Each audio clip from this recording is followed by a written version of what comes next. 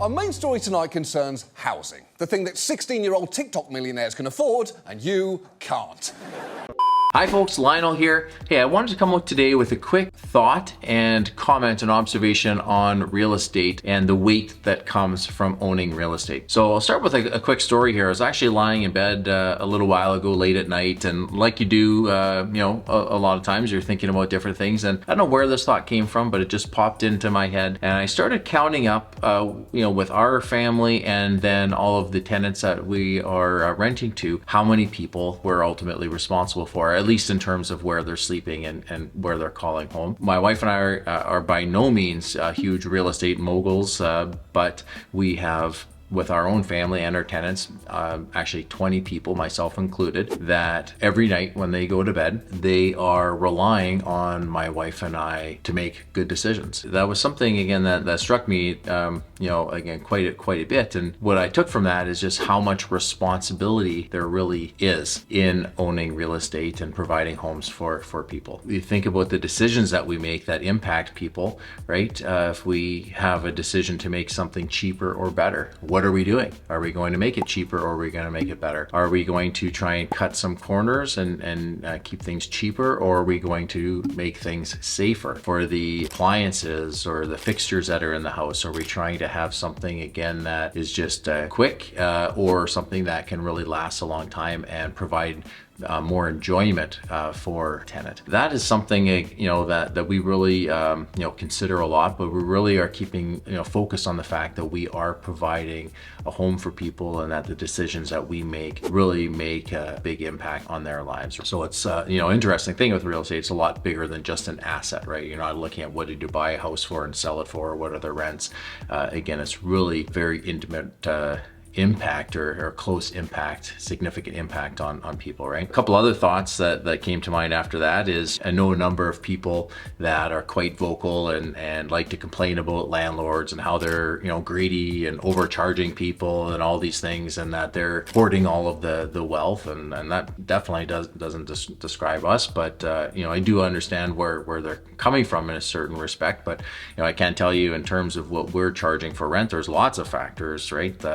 What is the actual market commanding? If the market goes down, then we have to adjust accordingly, right? Rates go up, that puts pressure on everybody. The quality of the location and what is going in the house, the quality of the property. Again, these are all things that impact rent. But I will acknowledge, yes, there are property owners that make decisions to make things cheaper and unsafe just to be able to save a buck. And yes, there's slumlords that exist, but I think it'd be pretty hard to comment that everybody is like that, because at least from my experience, that is not the reality at all. One of the big things I think that is an important discussion on this topic of the weight that comes from owning real estate and providing homes for people is this one distinction: is, do you look at someone that's living in your property as a tenant or a customer? And I think this is a really important discussion and important distinction. I've worked with people over the years that they treat other people like they are revenue generating assets. They're not people with a family or a life or their own story. They are simply a widget to make this other person or other company money. We've all come across people like this, of course, right? The approach that we've taken is that we want to treat our tenants like a customer. Not that, a customer is always right, that sort of thing. But what I mean by treating someone like a customer is, rather than forcing someone to have to stay with us, because they don't have options or who knows what, we want to create an environment where these people want to spend time, in our properties for a long period, because they're well maintained. They feel that they're safe. Concerns or repairs, are dealt with in a timely fashion. People are treated with respect. They're treated like a person.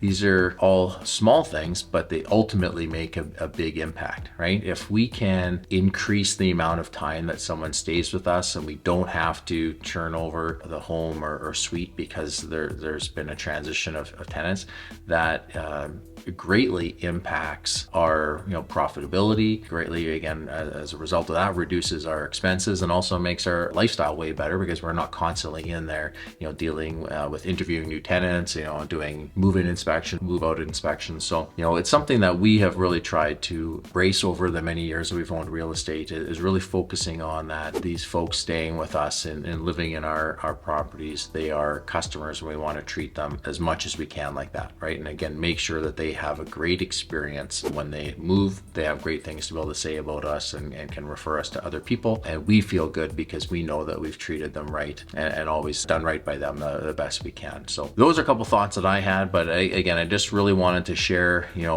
that initial thought of the amount of weight and emotional weight that comes from owning real estate and providing rentals for other people. And then just really talk about that key distinction, right? Do you treat someone like a tenant, or do you treat them like a customer? That point specifically, I'm really interested to hear from you. If you were to own real estate, or if you do own real estate right now, how do you treat your, well, we'll have to call them tenants, of course, but how do you treat your tenants? Do you treat them like a tenant and a revenue generating asset, or do you treat them like a customer, like any other business where you're trying to treat people well, give them a good experience, and attract and retain them? Let me know your thoughts below. Thanks for watching.